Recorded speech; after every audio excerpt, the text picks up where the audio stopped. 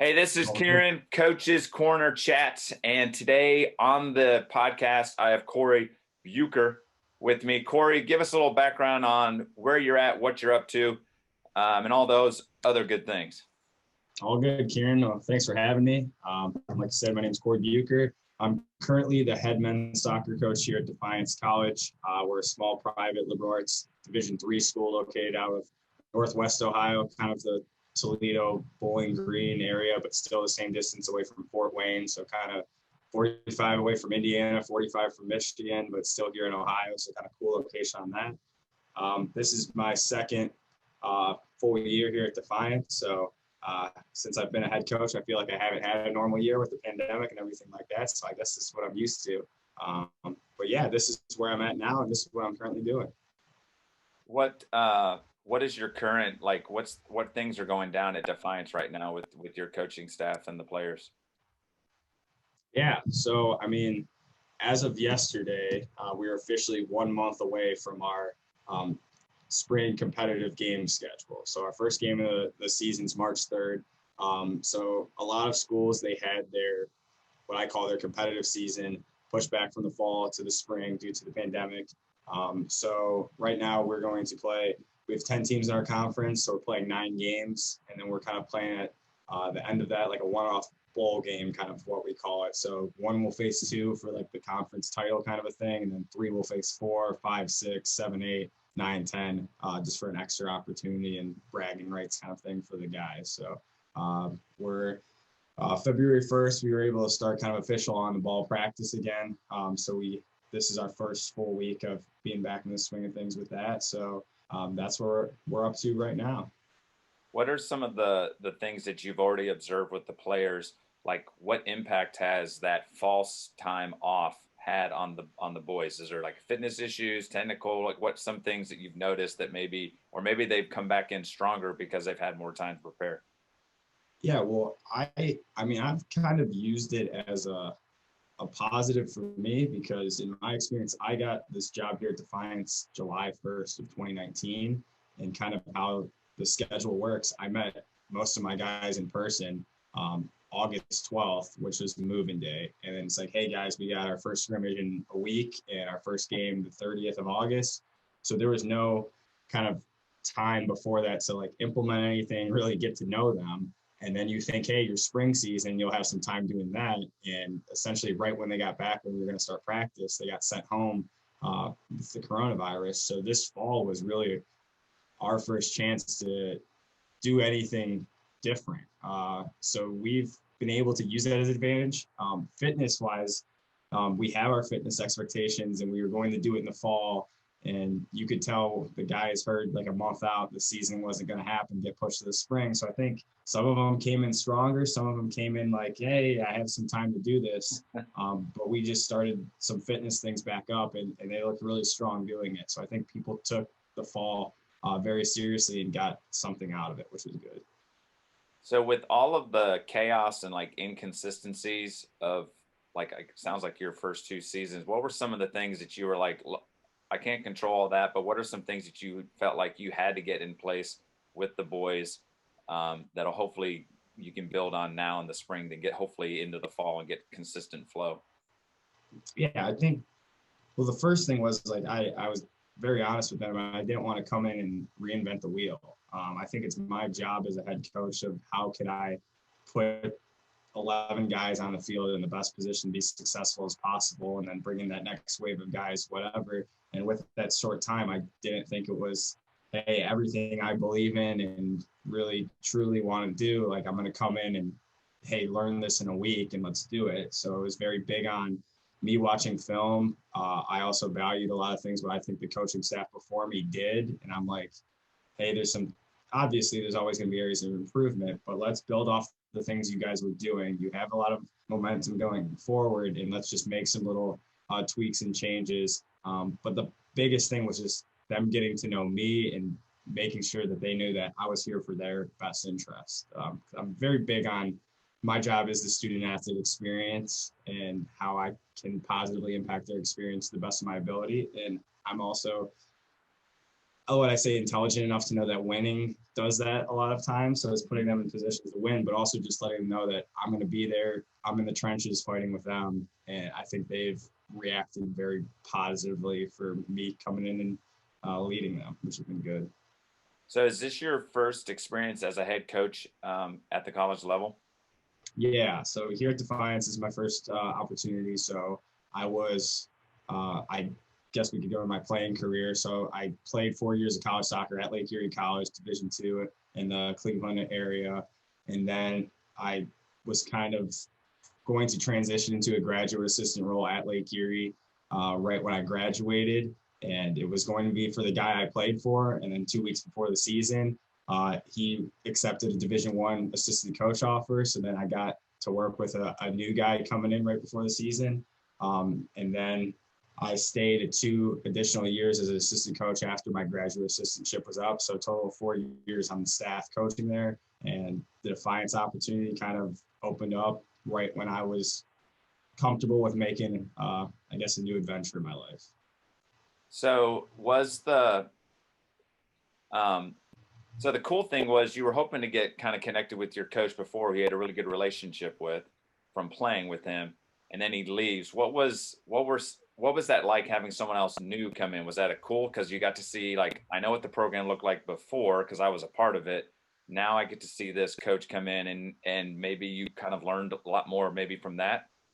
Yeah, it was at the end of the day when I reflect like on how I got here as a coach. I think it was important for me just learning a new perspective. Um, in the moment, it was crazy as heck. It really was. It was 2 weeks before the season, and obviously, I just played with a group of these guys, and we had a really strong senior class that year, and we just came off of a record-setting year as it was. So the expectations were super high, and it was me kind of introducing the new head coach into like, hey, what life at Lake Erie is kind of like, but also allowing him to make fresh opinions and judgments because he's the one in charge and me just being in a supplement role with that. And it's still hey, he's a new guy. I'm the only one on staff who's had a previous relationship with the players. So it's very much a balancing act of um, kind of checking on the players, making sure that they're all good while still, hey, this new coach, he has a different style, he has a different perspective. It's still backing him and his beliefs because at the end of the day, he wants to win just as much as these guys. So it's definitely a juggling act, as I put it. How was that dynamics of as a senior, you were kind of a senior leader of some of these juniors who now are seniors, but now you're a coach role. What was that dynamic like? It, I, I was a little easier than most, I think, because I ended up living my last 2 years with like guys in my class, one who was a non-athlete, two women's soccer players. So I didn't live with kind of the underclassmen where I was at practice with them. We'd hang out and do stuff outside. We'd communicate, but I wasn't living with them every day. So like my main core group of closest friends were my age or older and stuff like that. So that made it a little easier when I reflect back on it. But it's still like I had a younger brother who was on the team playing. So my family member, so coaching my younger brother, that was something was an interesting dynamic. Because then it's also like, hey, I can't show favoritism because I might be saying all this stuff to the new coach, and he might just say, "Hey, I actually think my brother's good. I'm not just saying it because he's my brother." So that was definitely a different dynamic, and it's something that I again not being like best friends with all the younger guys and being a captain, being a leader, it allowed me to transition a little easier than it could have been, but it still had its moments of, hey, I know these guys, I know their habits, and I have to have them see me as a coach rather than one of the boys or one of the guys all the time. I would think as a head coach, having someone with the inside knowledge of kind of behaviors, mentality of some of these guys, like would be really beneficial for me to get from you as, hey, who can I push? Who do I need to like put my arm around and like, dude, just talk to them individually. Who can I call out in front of the other boys? I think would be a huge benefit. And it sounds like that you were given that opportunity to kind of share your input and jump right in. What kind of responsibilities did you have at the like as a graduate assistant? So if someone goes into that as a coach, what kind of things did you start out doing? Yeah, kind of talking about that. So when I was a junior and a senior, the graduate assistant on the team. So at the time at Lake Eerie, the staff was only the head coach and the graduate assistant. So the graduate assistant on the team when I was a junior and senior was one of the guys I played with before, and he made the same kind of transition that I did. So I kind of saw what he was doing, and it was very much like kind of our head coach let him be in his wheelhouse. He was a strength and conditioning kind of guy. So he ran our strength and conditioning sessions. He ran our warm-up sessions, ran our cool down. So that just looked like his main focus. And I didn't get to see anything from the outside perspective in terms of like recruiting or anything he was doing in the office. So it kind of just looked very much like, hey, our head coach had control over absolutely everything in the program except for that strength and conditioning side. So that's kind of what I was preparing myself for because that's all I knew. So I think that side was ended up what I had kind of the most control over because it's also the head coach wanting to have the guys be familiar with him and his style and how he runs practices because it was a different kind of format, different delivery, different demeanor. So I look back and I'm like, man, I don't know if I did as much as I could have. Like he did take me like recruiting trips and it was nice to get that insight. But in terms of it, like I ran some of the strength conditioning sessions. I do all the warm up. I very much just acted as an assistant, like set up all the travel itinerary, made sure when we were traveling places, hotels were booked, refs were sorted for all the home games, stuff like that. So I think the kind of behind the scenes office work, that was where my main responsibilities lied. And I think that really helped me being a head coach because that's something I knew nothing about. And now I kind of know what I want, what I'm looking for, how much time in advance you have to do those little things because that's not something you might think, oh, I'm sure head coach at a college that's taken care of. No, that's not the case. So I think that the organizational aspect was what I learned the most as a graduate assistant for sure in my time.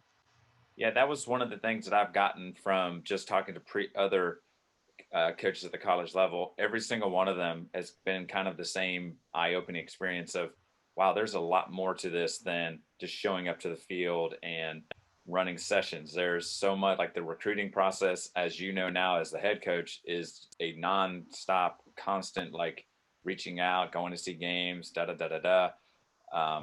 And then just like you said, there's so much kind of itineraries and all these things you've got to get in place to get the boys, even especially with your kind of shortened season coming up, 9 games in, I'm assuming like a month and a half, is like tons of how you're going to get practices, recovery, and all those kind of things uh, is is really cool. So did you play high school? Are you from Ohio? Yeah, so I'm from the Cleveland area. So I played, I did go to like a Catholic school. It's definitely not your St. Ignatius out there or anything like that, but I played small ball Division III high school soccer. So I think that's allowed me some benefits in my recruiting experience as well, because I mean, I didn't play for the biggest high school. I didn't play for the biggest club, and we ended up doing some good things, and that helped me get to where I was. But that allows me to look at all schools, all players, because I know what it's like to be in that position. So that's, yeah, I went to small school graduating class of 82 kids. So that was my background. The entire class, there was 82 in your senior class.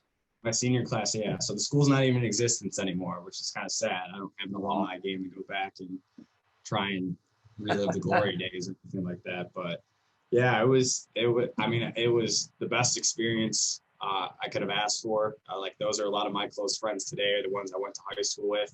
And a lot of them weren't soccer players when they came in and ended up being soccer players just because we ended up being good friends.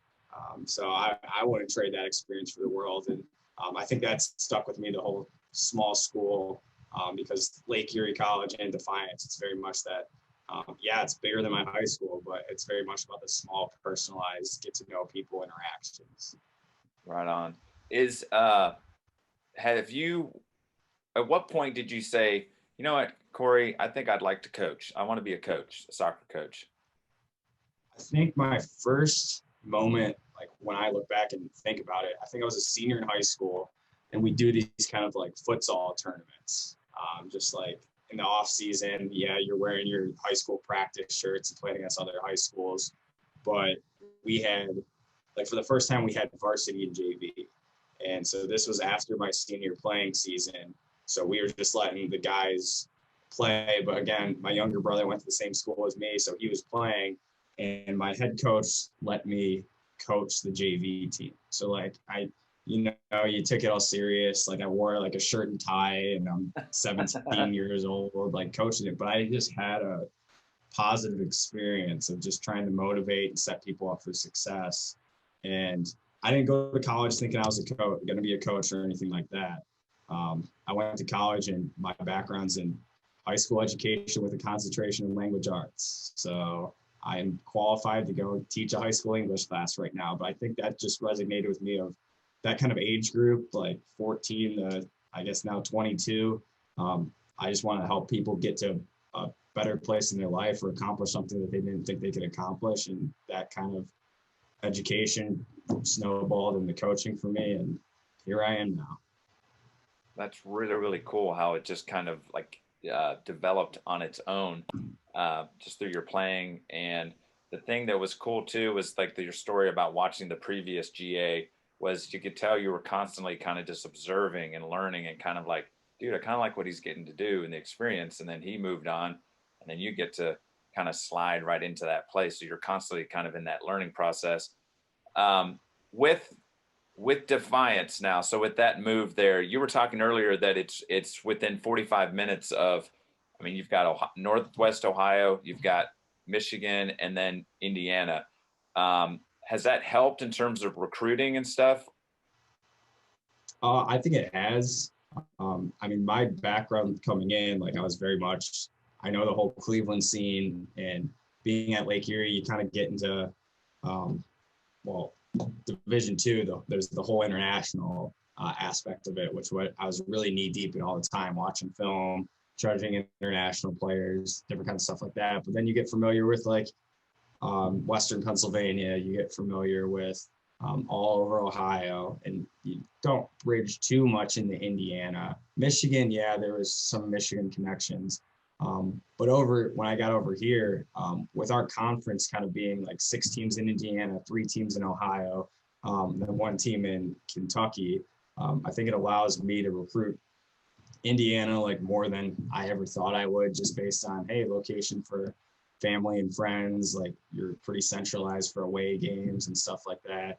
Then obviously I have connections to the Cleveland area, then like Dayton area, Cincinnati, like we're the northernmost school in our conference. So away games, you're looking at a lot more closer schools for family to go to as well. And I think that's something that's important for student athletes. I think especially with everything going on in the world, I think 2 things I've realized is with people having online classes a lot of people are looking for personalized interaction. So that helps people looking for small schools be like, yeah, we were still doing hybrid models, allowing our students to be in person with teachers.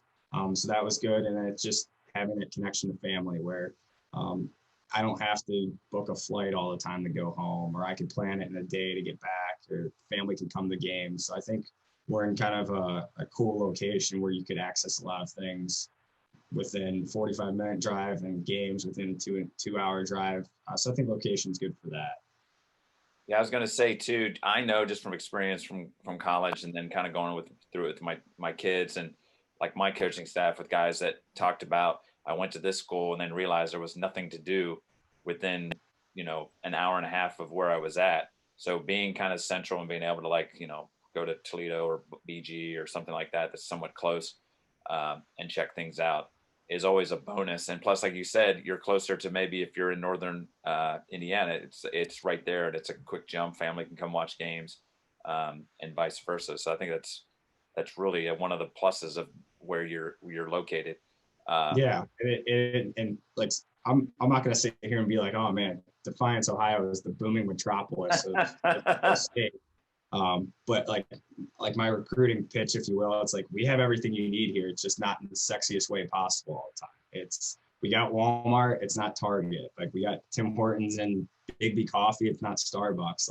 But we're building like Chipotle is now officially up, and next month students are going to go in and it's awesome. I think I'm going to get 5 to 10 new recruits just because we got a Chipotle across the street. So that's what people are looking for 2021. And I don't blame them because I was a big Chipotle guy myself. And that's the one thing I missed when I came over from Cleveland here. So yeah, it's easy access to get to everything. And it is quite rural when you go from Defiance to Toledo, if you will, with all the kind of rural towns in the mix of that. And same with from Defiance to Fort Wayne, but you can still get there in 45 minutes to do things, which is nice. Yeah, that's awesome. So you were talking earlier with the Lake Erie staff having a head coach and then the GA. What's your staff look like? Is it you, and do you have assistants, or what's the mix? Yeah, it's funny you asked that because so when I got here, again, it was a short turnaround by the time the season started. So I ended up talking to a guy who was a recent grad of the program. He just graduated last year, was all conference player for them, and he was staying around in the area because he was going to go to med school and he was working to save up some money. And we kind of got to talking, hit it off, and I'm like, hey, he came in as a part-time basis just because he was still invested in the program. He liked what I was saying from initial conversations. So I had him, I'm like, hey, come and help me out for the fall, get a little stipend. Then if you want to go to med school, so be it, whatever you want to do, you want to stick around. So the plan was him staying for fall 2019 and probably going off. So then I do have a full-time assistant position here. So after fall 2019, that position opened up and I was interviewing some guys and things were going well. And then he kind of came back and he's like, hey, like something happened, needed to save up some more money. Like he's going to stay in the area for another year. I'm like, perfect. Like, cause he was above and beyond what I could have asked for a part-time help. So the plan was from January to January, he was going to come in, work. And then it's also like just having alums invested in the program. It's great for him, great for the current guys, because it's the same situation. I've been through it. I was a player. I know it means a lot to see that you're still that invested, and I could kind of help him navigate that. So he did a phenomenal job in the year, and he finally went off to Duke Medical School, which is big time. But also we were anticipating our season being in the fall. So right now I'm just slugging it out myself until next fall when I get to hire another assistant. So it's been fun. It's been an adventure, but I had a lot of the work front loaded where it's just the guys know the expectations right now. And it's very much manageable for what we have to do. So the cool thing is it sounds like each experience that guys are, it continues. It's awesome to hear that a program has guys that want to invest back into it, like pay it forward. And then the cool thing in like your experience, and then now with this young man who has to be really, really smart to get into Duke, which is impressive. But also the fact that you're like, yeah, I need more guys like you in the mix that want to invest. I think it's cool that you were given opportunities. You're like, it's kind of cyclical, and hopefully maybe it leads him to, he'll probably end up being an amazing doctor, but maybe he ends up coaching as well. Yeah, I told him he's going to go make a lot of money and then pay for everything I need in the future because I was so kind to him. So I'm hoping that's the plan. But no, it's just cool because then I got kind of the younger alumni group that he was connected with, kind of got, they were already knew some of the guys on the team, but just seeing what he was doing, had them stay in touch with how the program was doing. And I mean, I guess one of the frustrating things about kind of the whole pandemic right now is we couldn't hold another alumni game just to get people back, because I think there's a lot of positive things going on here. And like even like in the town on campus, I think things are being built that like even the alums 3 years ago didn't have here. So it's nice that they see the schools growing and investing and doing some nice things to get them reconnected with the program. Because I mean, in the position I am, like I'm not, believe me, if someone wanted to come and build a stadium for us, sweet, awesome, great. But I'm not really going around asking for money or anything like that. I'd rather just get people invested in the program so this group of guys know that it's not just us against the world. There's plenty of other people that want to see us be successful. Well, and I think even jokingly about the Chipotle, but there's little things like that that do speak volumes about the community. Like, hey, we're starting to invest. We're doing little things around. And like you said, it may not necessarily mean we don't have to have the, the most modernized facilities and stuff, but we can control what's on the field, how we behave, how we do our things in the classroom, and all those types of things. Which it sounds like you're doing a great job of working with the boys with. Yeah, and like with that, like we still have like an indoor field house with like multi-purpose floors for futsal when it's bad weather outside. We have a turf stadium on campus. We have our own grass game field, but that we share with the girls team. And then we have our own grass practice field, and the girls have their own. So like facilities, like I'm happy, especially like I was used to in college. Like we were a really good Division II program by the end of my time there, and we were playing at the local park, turf field, sharing with the high school. So like I came from that experience, and that's what I knew. And so if my guys ever want to complain about something here, they're probably sick of it when I just say, hey, back in my day, like, we were practicing at 9:30 to 11 o'clock outside because the JV high school football team kicked us off and stuff like that. And they're like, all right, coach, we get it. We're sick of hearing this. So perspective is everything in my kind of view of thing in coaches. So try to chime in with my perspective every now and then. So. I think that's cool too, because when you went through the experience, you experienced that. So when you bring it up, it's not like, whatever, coach, you're just like, no, literally and the other thing was your Lake Eerie group played at a high stinking level and still had to battle with some of those obstacles, similar to now we're dealing with COVID and dealing with restrictions on like playing league only and all these types of things, which I think is cool for them to like have you as a mentor, because you've been there, done that. Yeah, and I think they've really bought into it. As much as I say they jokingly say those things, like it's I think especially being in guys soccer, something I realized, like I think people want to see you do it before they fully believe in what you're doing. So just having the background I did, and I had my assistant do it a lot over the last year and a half, but like I'd even jump in sessions every now and then just to get it from their players' perspective. So, I mean, I said it earlier, but I want them to know that I'm in the trenches with them here. I mean, I think there's a lot of advantages of being a younger head coach, and like something I did with our assistant is we had them run a 2-mile for a fitness test in the last fall, and me and him trained for it and ran it with them because we know it sucks. I know it's not the easiest thing to do. But we're like, hey, we're right here with you guys. If we're asking you to do it, we wouldn't ask anything. We wouldn't ask it of ourselves. So that's kind of how we viewed that kind of message. Dude, that's really, really cool. I like that. The other thing you brought up was sharing the field with the girls team. What has the relationship been with the girls staff and their program? And how do you guys how do you help one another, and how does that kind of work in the world of Defiance?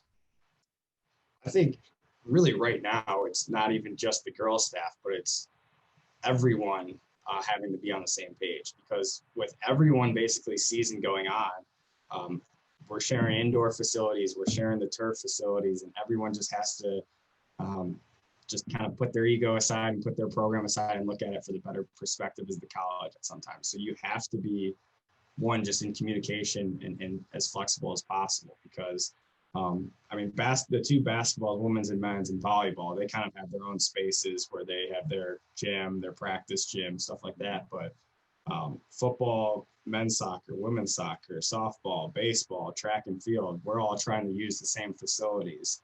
So it's just very much, hey, you have to have constant communication, because we're going to step on people's toes every now and then. It's just the matter of I guess college athletics in 2021, but just knowing that, hey, we're all in it for our student athletes. And I get it. Sometimes like we're going to have to practice at 9 to 11 p.m. just because that's the only time we're going to get there, but we want to get something for our athletes. So if our athletes see that we're never going to be mad at each other, at least show that front of we're frustrated and all that, we're just going to make the most of it. That's what we're going to do. And like kind of going into it, when I was at Lake Eerie, one of our head lacrosse coach, he would talk about his mantra for his team was kind of embrace the suck, if you will. So I think it was something like their bus broke down at an away game. They had to walk 1.5 miles with all their gear to get there. So they just had to, hey, this sucks, but we're going to embrace it and we're going to be better because of it. So it's not necessarily something that I tell our guys all the time, but it's something that I've kind of been motivated with in this crazy pandemic is if we're going to embrace everything that's going on, and all we have to do is just embrace it a little more than everyone in the conference, and we're going to get a leg up. Because if one person's complaining about it, then that gives someone else an opportunity to get ahead of them. So if we're all on the same page and, hey, this is not ideal, but this is what the cards are dealt to us, we're going to do the best that we can. Yeah, I didn't even think about that. So all the sports, majority of sports in the fall that were played got pushed to spring, and the spring sports are playing. So there's, instead of just you went like in the fall, it'd be football, volleyball, and like the out like track or cross country, tennis. Um, now everyone's going at the same time. Holy logistical nightmare. Yeah, I mean our athletic training staff, our sports information staff are awesome because they have to be super flexible and work a little longer days than they're used to just to try and accommodate everyone. So it's just constantly just, hey, you guys are appreciated because we understand that our lives are crazy and this makes your lives even crazier than usual. So it's, I think being part of a smaller campus, just knowing everyone personally has allowed us to succeed a little more in these times we do that. For sure, because that would be because especially because I'm just assuming as you're walking around campus, you're passing football players and you're passing girls soccer players. You're just constantly seeing everyone, and the fact that you're all kind of having to utilize the same facilities at the same time, I think is cool because you're getting kind of an appreciation for like the football team's going through the same thing we're going through. They're dealing with the same obstacles, whereas sometimes you feel like you're the only ones dealing with stuff. But like you just said, we're all dealing with it. So if we all go with the right mindset and the right attitude and we get after it, and the understanding that all the other teams in your league are probably going through the same things, similar facility issues and what have you. Yeah, it's kind of COVID's the ultimate equalizer, if you will, because it made everyone's schedules very much similar and it put everyone in conferences probably at like multiple different levels in a similar place. Like we essentially had a Division II, Division I off season this fall because of how often we were able to practice, just because we got moved back to the spring. So it really was that ultimate equalizer, and everyone's going through the same thing. So if we make sure, like I said, we're not going to complain about it. All it takes is one person on another team to complain about it, and hopefully we can get a leg up. So, yeah, it's definitely showing that unified front. And I will say that kind of wearing masks all the time make it harder to recognize people on campus. But you're all wearing the gear, Yes, you're all wearing the logo, and we all have our specific stuff. So you know which people play which sports, even though you don't necessarily know their faces. They're usually covered up nowadays. Yeah, right on. Is so here you are at Defiance, you're building. So it sounds like how do you approach this spring season? Are we going all in? Are we saying, look, dude, let's make like we've got to get results, or are you using this as maybe a build up to let's crush it in the fall? I don't know if that makes sense, but like using this as an opportunity to kind of maybe look at chemistry, look at different tactical moves. How does one go about this abbreviated thing? Or is this one of your opportunities to finally kind of like, look, here's the system of play I want. Here's the kind of, how we build out. Here's the style that we go in terms of attack, defending. What's your approach as you go into this spring season? Yeah, I think that's a great question, and every school is in a different position with that. And we are very much all in this season. I mean, the goal is just to win the next game, and if you continue to win the next game, hopefully you're 10-0. But having a group of 12 seniors kind of speeds our process like we have. And these 12 seniors have been phenomenal from leadership positions just because they've all been through it together. And kind of how our conference is like the top four make the conference tournament. And these seniors, 3 years, they finished 5th out of 10, 5th out of 10, 5th out of 10. And they've even beaten the 4th place team the last 2 years. And then the 4th place team goes and gets a great upset on a team. And we go and slip on a game we shouldn't. And we're sitting on our couches watching it. So I might have a different perspective if I didn't have this group of guys. And it's just, I think I want to send them off the right way. And so the goal is been top four and you win 2 games, you make the national tournament with at large or the automatic qualifier from the conference. But how things are at now, they want to set their sights for 1 and 2. So that last game of the season, you're playing for a conference title because we don't have that conference tournament this year. And because just how much I know they want it because they've been so close the 2 years before I got here and my first year. It really has the fall, like we've really much implemented kind of what our playing style wants to be and who we are as a team and finding our identity. So that's all been set. So now it's just time to go out and prove it. And these guys, the upperclassmen, have really led the line for the younger guys to come on in, get to the standard, and hopefully accomplish something special. That's so awesome, the perspective that you've got of recognizing where they've been. And so, which is, I think, cool from a coaching standpoint. That's the nuances of coaching is now you can use that as their motivation. Like you can dig into that because like, dude, I know you guys have been so stinking close. We don't have time. Like you talked about with the complaining, we don't have time for that. Like you guys are so close, and those little slip ups are an example of where maybe that one little complaining or you let a call bug you, and then that's where our focus dropped. Boom, we give up a cheesy goal that we shouldn't have. So I think that's an awesome like motivator, and to be blessed with 12 seniors, like you said, have been that close and gone through it. That's really, really cool for your kind of mix that you have. Yeah, it's awesome. And it's also terrifying in a sense that these guys are all going to graduate. And I think the cool thing at Defiance right now, which is also, again, something I lose sleep over is realistically, we got 35 guys on our roster. And I think something different about Division III is like 1 through 35 is a lot closer in talent than kind of my experiences at other places. So yeah, we have those 12 seniors and they've been awesome leadership. But we have underclassmen who are stepping up and performing as well. So it's not like we're going to have to reload a whole starting 11 or stuff like that. But if we got a game on March 3rd, like my starting lineup that I think I would play tomorrow could be very different than what it's going to end up being based on how people are performing because we are that close in talent, ability, and just understanding of the system. So it makes my life hard as a coach, but I'd rather have those hard decisions than have no decisions at all. So it won't be there's definitely not going to be a complete rebuild because we got a lot of talent returning. But it is still terrifying losing 12 seniors who have really, I think I've just connected with and just know how much they want it. So I really just want to send them off the right way because they've worked so hard for it. Well, I think the cool thing we talked about it earlier about your playing days and experience. So you know what it's like to go into that senior year and know like what it's going to take, what it's like to play your last game, of your senior season. But then the cool thing, like you're talking about, is we're bigger. Our program is bigger than just 12 seniors. We're all of us, all 35 guys. And it sounds like, look, man, when you step on the field, it's competitive. Like this is all like you're going to earn your spot. And so if there's an underclassman or someone like you that walks in the field and is consistently doing things in games and in training and stuff that warrants them playing, they're going to get that time. Yeah, it makes practice environment very competitive.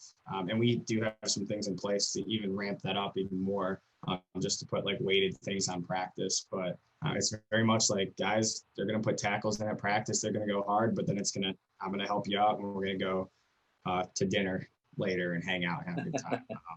Like I know Wednesdays, like we have competitive practice on Wednesdays and they all get done with it. They shower up and then 20 guys are going to roll to the Mexican grocery store and get dollar tacos that are the authentic good kind. And they just do it every week. So it's fun. It's nice having that family atmosphere where then you have each other's backs, but we're still fighting for minutes, starts, all in between as well every time we step on the field.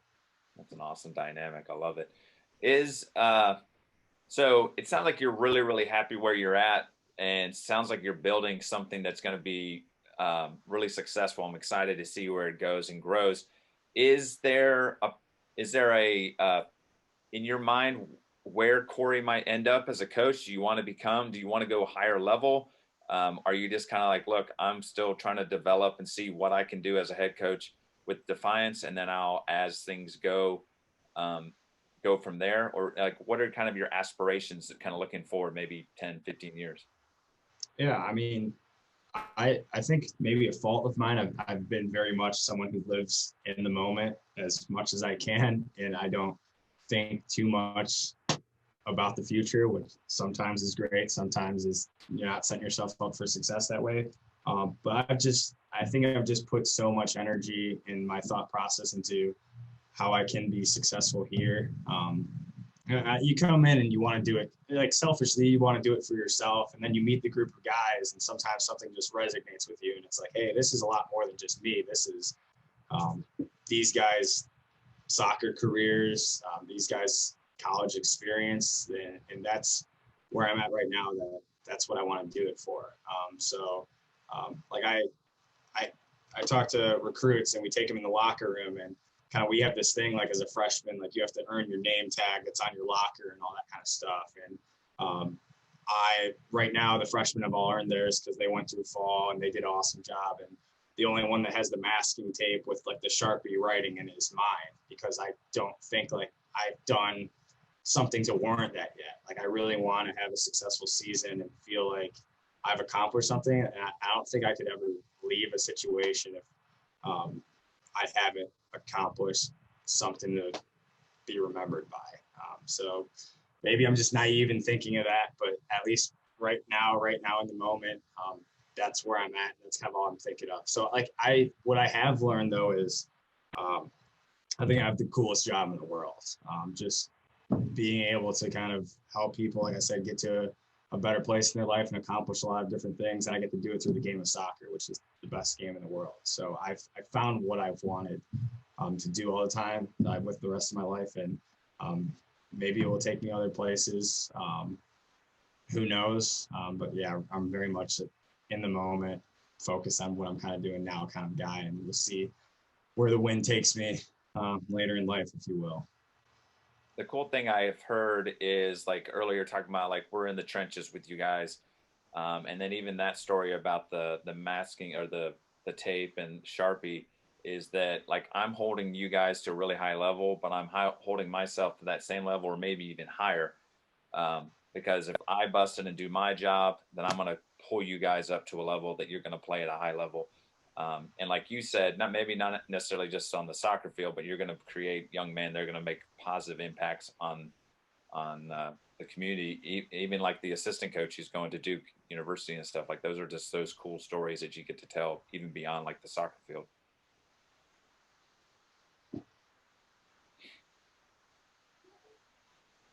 So Cory, now that we've got all this information out there, if people want to connect with you, what's the best way to maybe get in touch with you, ask more questions, find out more about Defiance Soccer, and what have you? Yeah, I mean, I'm a younger guy, so I'm definitely a text, at email, but you could tweet, you could be in my DMs on Twitter, Instagram, something like that. I try to use social media as a platform to kind of promote our guys. So DC Men's Soccer is our Twitter account, and then DC Men's Soccer 20 is Instagram. So we try to do some fun things on there just to promote them. But I mean, the easiest way, just go on the website, cbucur@defiance.edu. That's the email. I let people, you can follow my personal account on Twitter just to kind of see what I'm up to. Personally, I'm very much, if you want to see Liverpool, Cleveland Cavs, Cleveland Browns stuff, that's basically what my timeline is filled of when it's not Defiant Soccer stuff. But I like to think I'm pretty tech savvy of where I can connect on any kind of platform that we're on there. And I'll make sure when this episode goes out, I'll put all that information in there, so you can connect with Cory, because just based off of what I've heard, just some great experience from him at the playing level, coaching level. Sounds like he's got great buy-in at Defiance College right now. I'm super excited here to watch and see how the spring season works out for you guys. And I appreciate you hopping on the show with me. I'm going to wrap it up. Hey, this is Kieran, Coach's Corner Chats, and I'm out. Peace.